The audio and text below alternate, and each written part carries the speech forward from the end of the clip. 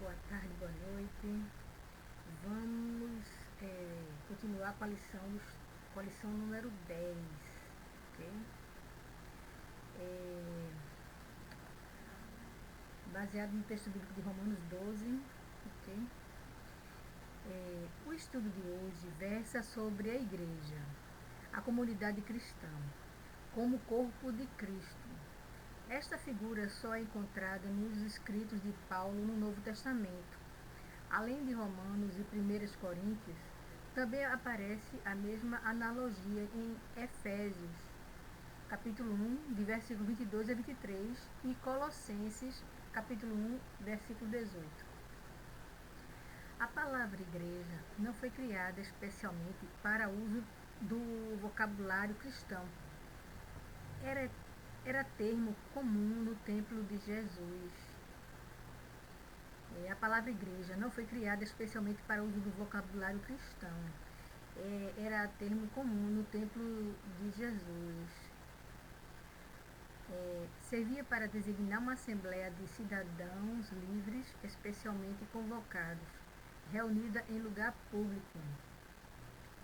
A lição de hoje mostra aspectos da vida dos membros de uma igreja cristã, realçando a comunhão que deve existir entre o crente e Jesus Cristo, e entre o crente e seus irmãos na fé. A igreja é uma organização de caráter social, que congrega pessoas regeneradas com os mais diferentes caracteres, dons e tendências. Aí elas devem aprender o propósito que Deus tem para cada crente. Transformação ao invés de conformação. Romanos 12 diz lá na Bíblia: Rogo-vos, pois, irmãos, pela compaixão de Deus, que apresenteis os vossos corpos como sacrifício vivo, santo e agradável a Deus, que é o vosso culto racional. E não vos conformeis a este mundo, mas transformai-vos pela renovação da vossa mente, para que experimenteis qual seja a boa, agradável e perfeita vontade de Deus. O apóstolo Paulo concita os crentes romanos a se oferecerem como sacrifícios vivos a Deus. Enquanto no culto do templo, os adoradores ofereciam sobre o altar sacrifícios de animais mortos, os crentes deviam oferecer a si mesmos como sacrifícios vivos na vida diária. Os crentes de Roma eram como que uma pequena colônia do céu numa cidade pecadora. Deviam deixar claro o seu testemunho, numa consagração que evidenciasse vidas transformadas, vidas que não se conformariam aos padrões do mundo. Eram cidadãos da pátria celestial, mas ainda viviam no mundo, sob a influência de toda sorte de pecados. Estavam sob constante pressão para se amoldarem à Roma pagã, mas Paulo procurou orientá-los no sentido de que permitissem que Deus lhes renovasse a vida interior, a fim de que a vida exterior fosse o reflexo da transformação.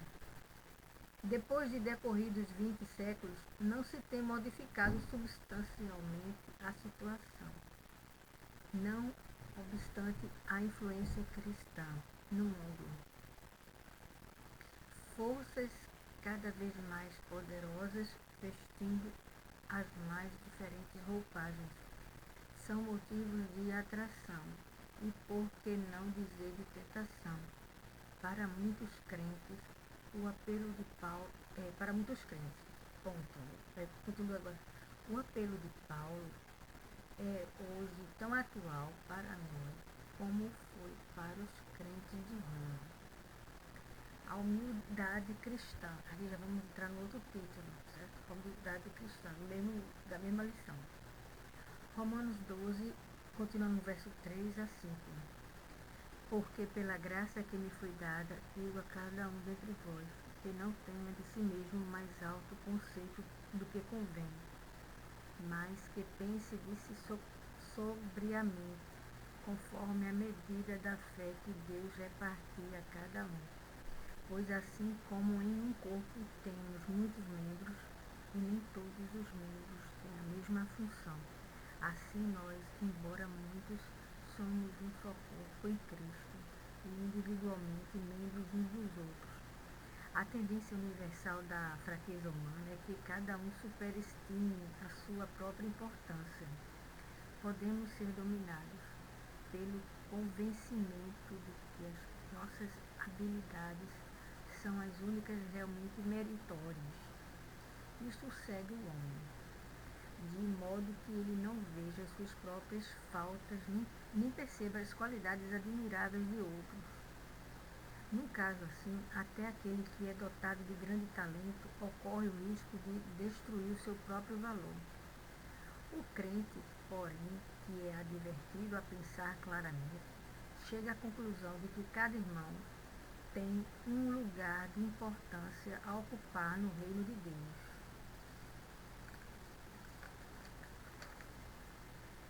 Se a igreja é o corpo de Cristo, é composta de muitos membros. Cada um é importante e todos são independentes. Está no verso 4 e 5. Nós somos vistos por Deus como individualidades. Ele não nos trata pelo método da massificação. O ensino prático que se pode tirar dessa comparação é que a humildade é necessária aos membros de uma igreja. Somos todos membros do mesmo corpo, do qual Cristo é a cabeça. Sendo assim, convém que cada um encontre o seu lugar e que cumpra o seu dever, fazendo a vontade de Deus. A unidade na diversidade. Romanos 12, de 6 a 13.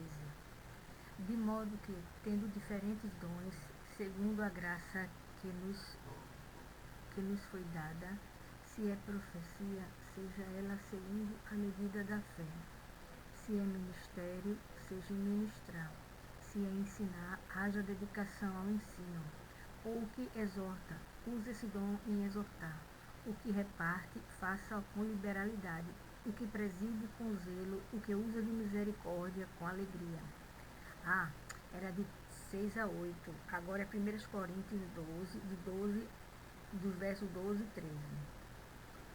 Porque assim como o corpo é um e tem muitos membros, e todos os membros do corpo, embora muitos, formam um só corpo, assim também é Cristo. Pois em um só Espírito fomos todos nós batizados em um só corpo, quer judeus, quer gregos, quer escravos, quer livres, e a todos nós foi dado beber de um só Espírito. O crente deve usar os dons que Deus lhe deu. As diferentes habilidades dos crentes são como os membros de um corpo. Cada um tem funções específicas. Isto não quer dizer que qualquer deles seja mais ou menos necessário do que o outro. Em vez de alguém lamentar por não ter este ou aquele dom, deve usar da melhor maneira o dom que Deus lhe deu.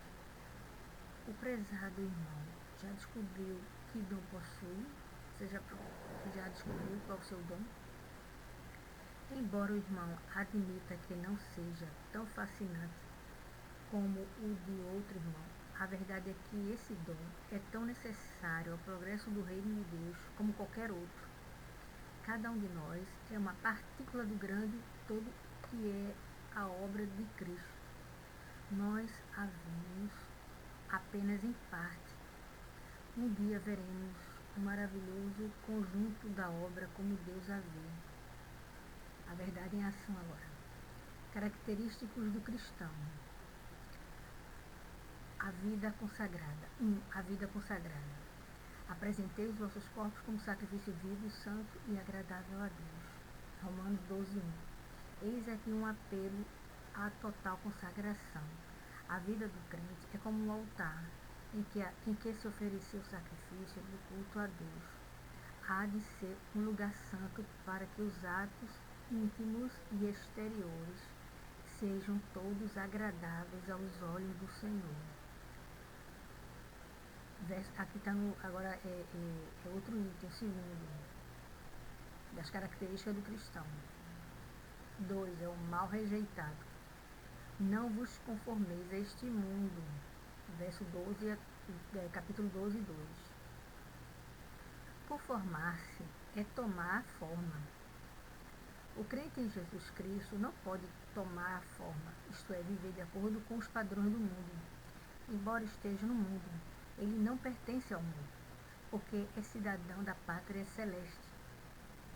3. A mente transformada. O 1 foi a vida consagrada, tá? O 3, a mente transformada.